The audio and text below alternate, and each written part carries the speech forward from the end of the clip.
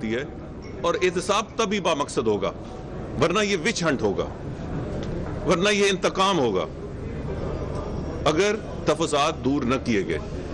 جو آپ کا پہلا سوال ہے، میں پچھلے چند مہینوں میں اپنے حلقے کے لوگوں کو یہی سمجھاتا رہا ہوں کہ آپ کی ووٹ تو پڑی، گنے نہیں گئے۔ اب اس تفصیل میں نہیں جانا چاہتا، کیونکہ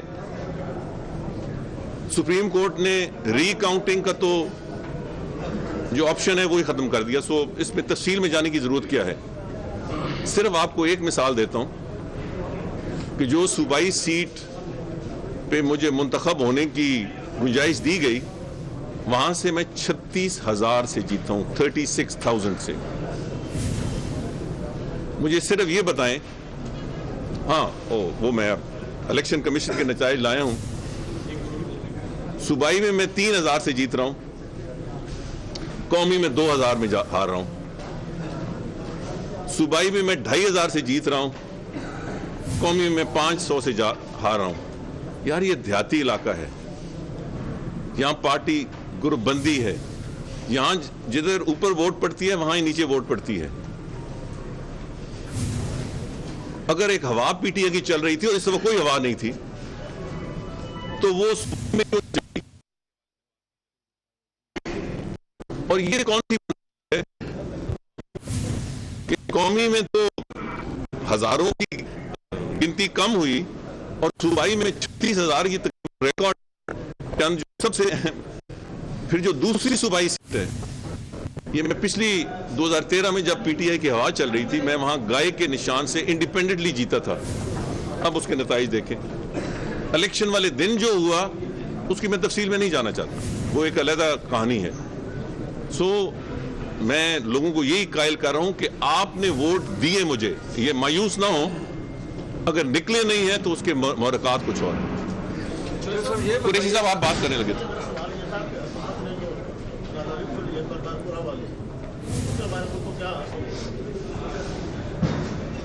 دیکھیں، اول تو حکومت نے نہیں کھولی، جنرل باجوہ نے کھولی، یہ وضاحت ہونی چاہیے۔ یہ انیشیٹو حکومت کا نہیں تھا، جنرل باجوہ کا تھا۔ اس حد تک تو ٹھیک ہے، کیونکہ یہ ایک اچھا تاثر قائم ہوا، خاص کر جو سکھ برادری ہے، صرف ہندوستان میں نہیں بلکہ پوری دنیا میں۔ مگر کرتارپورہ کی راہداری کھولنے کے دن اور اس کے بعد جو یہ حکومت منت اور ترلے کر رہی ہے ہندوستان کی حکومت کو کہ آپ مذاکرات کے ٹیبل پہ آ جائیں، وہ عمران خان کی اس کال کے منافی ہے جس میں اس نے پاکستانی قوم کی غیرت کی بات کی۔ میں سمجھتا ہوں یہ پاکستانی قوم کی غیرت کے منافی ہے کہ ہم مودی حکومت کو منت اور ترلے کریں مذاکرات کے لیے۔ مذاکرات کی تالی دونوں ہاتھوں سے بجتی ہے، اور ہمیں اب یہ قائل ہو جانا چاہیے کہ مودی حکومت پاکستان سے اچھے تعلقات نہیں چاہتی، یہ اس کے ایجنڈا میں نہیں ہے۔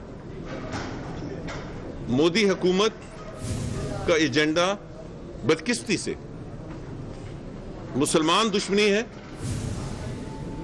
اور پاکستان دشمنی ہے۔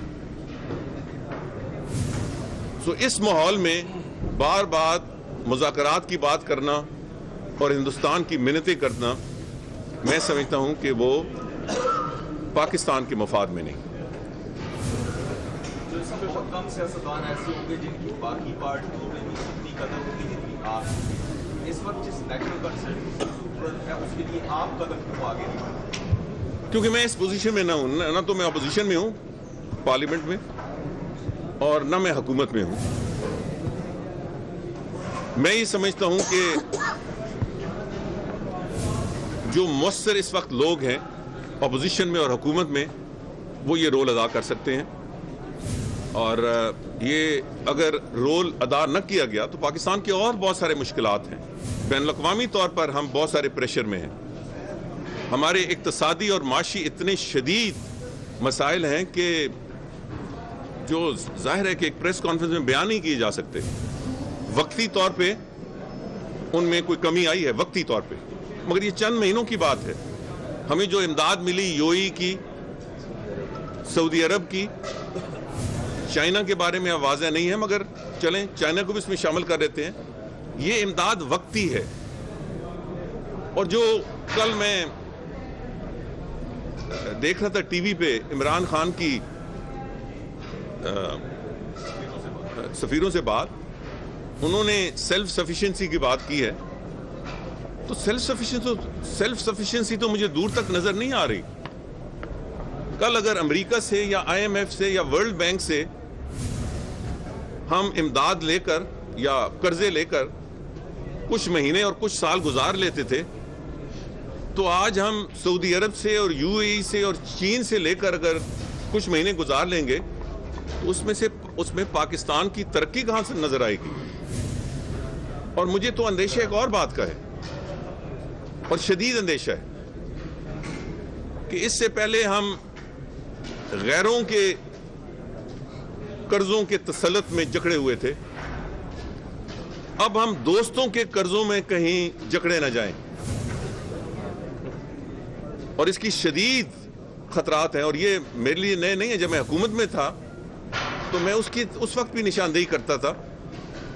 یہ نہ ہو کہ ہم چائنا کے ڈیتھ ٹریپ میں ہم اپنے آپ کو جکڑ لیں. سو اتنے ہی پاؤں پھیلانے چاہیے جتنی چادر ہے, اور مجھے اس حوالے سے شدید خدشات ہیں. دوستوں کی اجازت سے ایک مختصر ذہنی سوال, پی پی 10 کی یتیمی کا ختم ہونے کا کوئی امکان ہے؟ اس وقت تو پی پی 10 کا ووٹر جو ہے یتیم ہے. انہوں نے کہا میں ہوں نا جی. اوتھ لینا قومی اسمبلی کے نتائج قبول کر لینا. میں کس طرح قبول کروں, مجھے بتائیں کہ یہ نتائج میں کس طرح قبول کروں. جی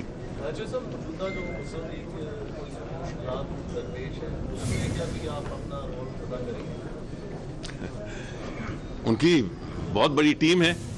میں نے اگر میری بات یا مشورہ مانا جاتا تو آج شاید یہ مشکلات نہ ہوتے, آج شاید مسلم لیگ نون کی حکومت ہوتی. میں نے کوئی لمبا چوڑا مشورہ تو نہیں دیا تھا. میں نے کہا تھا کہ جو بیانات میں تلخی ہے اور عدلیہ اور فوج کو ڈائریکٹلی ہٹ کرنے کا جو ایک الفاظ ہیں اس کو ذرا ڈائلیوٹ کریں.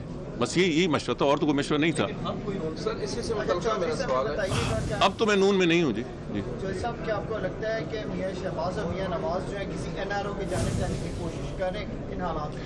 اس بارے میں کیا کہہ سکتا ہوں جی, وہ بہتر فیصلہ کر سکتے ہیں. آپ کہہ رہے ہیں کہ احتساب میں جن کے خلاف الزامات ہیں ان کو اعتماد ملے. سوئی صاحب, یہ کیسے ہو سکتا ہے کہ ایک بندہ جو اتنے سارے الزامات میں پھنسا ہوا ہے, زرداری ہو, شہباز شریف ہو یا باقی ہیں, ان کو کیسے اعتماد میں لے سکتے ہیں؟ میں نے یہ بالکل نہیں کہا جی, میں نے یہ بالکل نہیں کہا. یہ وضاحت ہونی چاہیے. دیکھیں نا, احتساب اس لیے دیکھیں احتساب اس ملک کی ضرورت ہے, مگر متنازع احتساب اس ملک کے لیے زہر قاتل ہے. میں یہ بالکل نہیں کہہ رہا کہ جن کے خلاف مقدمات ہیں. میں یہ کہہ رہا ہوں کہ احتساب کے حوالے سے جو طریقہ کار ہے اس میں میں نے اپوزیشن کی بات کی ہے. اپوزیشن صرف آصف زرداری یا میاں شہباز شریف یا میاں نواز شریف تو نہیں ہے, پوری پارٹیز ہیں. اور وہ جب آپ تفاضلات دور کریں گے, ایک طریقہ کار ٹرانسپیرنٹ کریں گے, تو پوری قوم کو نظر آئے گا, صرف اپوزیشن کو تو نظر نہیں آئے گا. اور احتساب اگر آپ پہ لاگو ہو تو مجھ پہ اسی طرح لاگو ہونا چاہیے. اپوزیشن بھی جس طرح لاگو ہے اس طرح حکومت پہ. میں اس وقت نہ اپوزیشن میں اور نہ حکومت میں ہوں, مگر میں کہتا ہوں کہ اس وقت احتساب ٹرانسپیرنٹ نہیں ہے. جو طریقہ کار لاگو ہے حکومت پہ, اپنا اپوزیشن پہ, وہ حکومت پہ نہیں ہے. کوئی تردید کر دے اس کی. یہ طریقہ کار کی ٹرانسپیرنسی کی ضرورت ہے, باقی تفاضلات کی ضرورت نہیں ہے. جی یہ بتائیں کہ آپ کے دور حکومت میں تو یہ احتساب شروع ہی نہیں کیا گیا تھا. پارٹی ہو نام تو اس میں ڈالا گیا اور نہ ہی ان کے خلاف احتساب شروع کیا گیا, انویسٹیگیشن شروع کی گئی بنی پارٹی کی اس حوالے سے. تو اس پر کیا کہیں گے؟ میرے بھائی, احتساب حکومتیں نہیں کرتی ہوتی, احتساب ادارے کرتے ہیں. और इदारे, ये जो मनी लॉन्ड्रिंग का केस है 2015 का है, और बहुत सारे केसेस आए।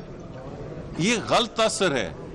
अगर कोई मुझसे पूछे कि सबसे बड़ी गलती क्या कर रहे हैं, मौजूदा हुकूमत सबसे बड़ी गलती ये कर रही है कि नैब का कोई फैसला होता है, हुकूमत ओन करती है हमने किया है। सुप्रीम कोर्ट का कोई फैसला होता है, हुकूमत कहती है हमने किया है। हुकूमत का काम एहतसाब कर, तभी तो पॉलिटिसाइज होता है एहतसाब। मुझे ये बताएं कि ये जो ओमनी ग्रुप का एहतसाब हो रहा है, ये सुप्रीम कोर्ट कर रहा है या हुकूमत कर रही है? सो ये गलतफहमी है। और जब हुकूमत इसको ओन करती है तो